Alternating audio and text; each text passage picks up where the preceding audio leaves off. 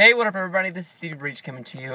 As everybody knows, I've been loving TNA since Bound for Glory, and I've been really rooting for them to really get back on track and doing what they're doing. But today on my lunch, I seriously scratched my head to the point of, I love these guys, but I have no idea what the hell they're doing. It was announced today that Dixie Carter had tweeted out that a world champion was coming back to Impact this week live from Cincinnati on the Thursday show.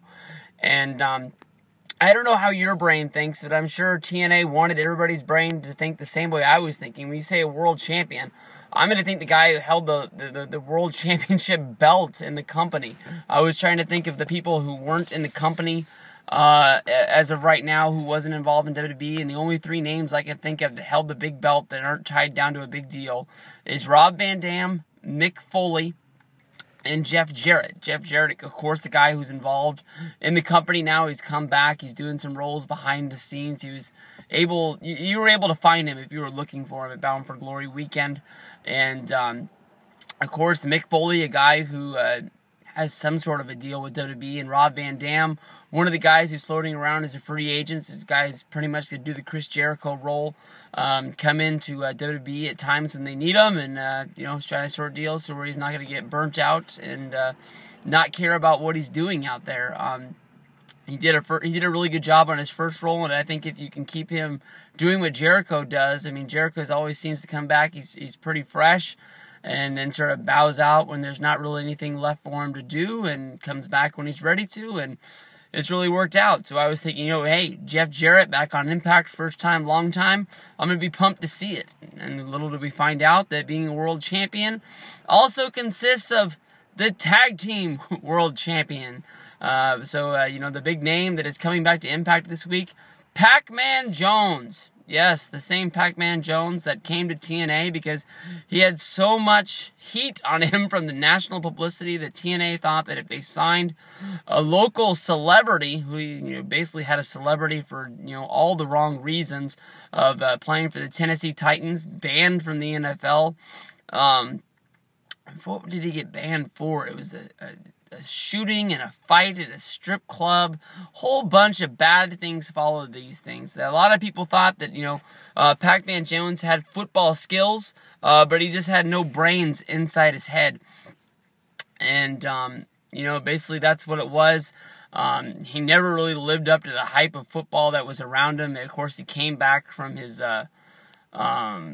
suspension. I think he was with the Cowboys for a little bit, ended up with the Bengals, and now since they're in Cincinnati, they're going to bring back PACMAN. I think, honestly, PACMAN was one of the worst, signings that TNA ever had. They brought him in to, a little bit of news on wrestling sites, but it was basically just, look how stupid TNA is throwing money at this football player. They basically were treating him like they were hoping that he was going to be their Mike Tyson of WrestleMania 14.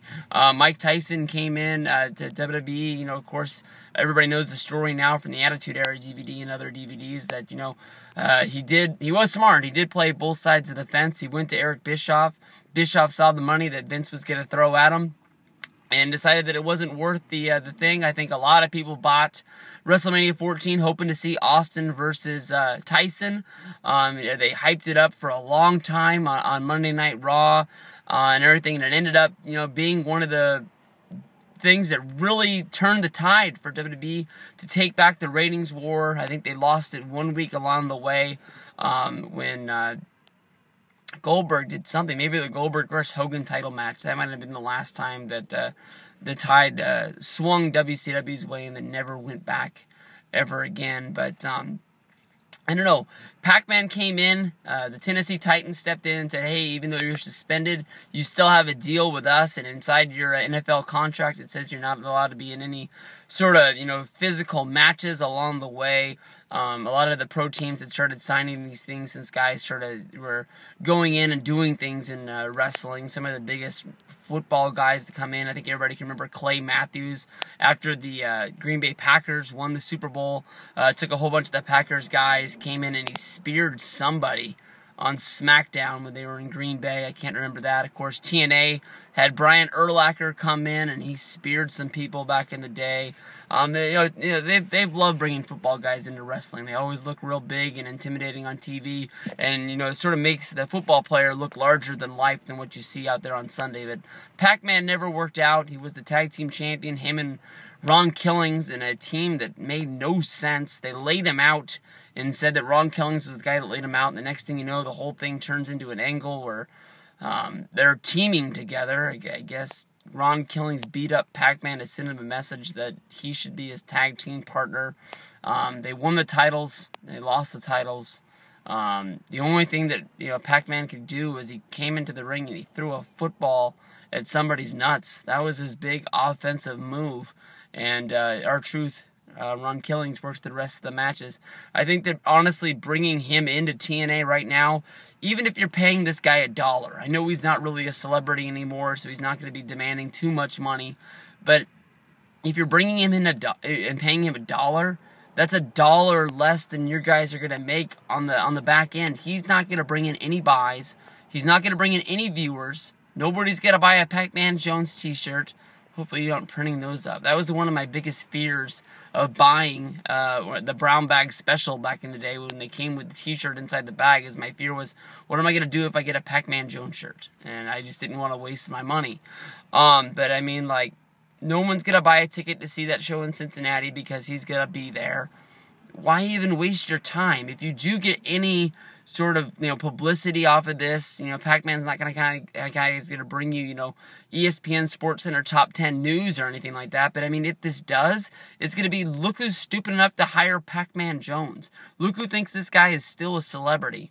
This is bad. I mean, this has no buys written all over it. This is, dumb. I'm sure that they're not paying him a lot of money, but whatever they are paying, what I'm trying to stress is it's overpaying. I don't care if you guys are paying this guy $1. It's too much. I mean, honestly, now that this guy doesn't have an NFL contract, I hope you beat the shit out of him just for making us think that he was going to be involved in wrestling angles back in the day, and for us being able to see him come down to the ring and never get hit. He should get hit 1,000 times just for this. I love TNA. They treated me great at Bound for Glory, and I've really been pumping them up in my videos. I think I've honestly almost made as many TNA videos as WWE for the first time in a long time. And they got the tournament starting up, which I think is going to be a little bit wacky, a little bit crazy, because all the matches are going to have, the spin the wheel, make the deal sort of gimmick going on with Dixie, booking all the matches in these weird ways. I'm hoping to see a great TLC Full Metal Mayhem match. Predicted to see Magnus win it all in the finals, but I don't know about this one, guys. PACMAN Jones, pretty dumb.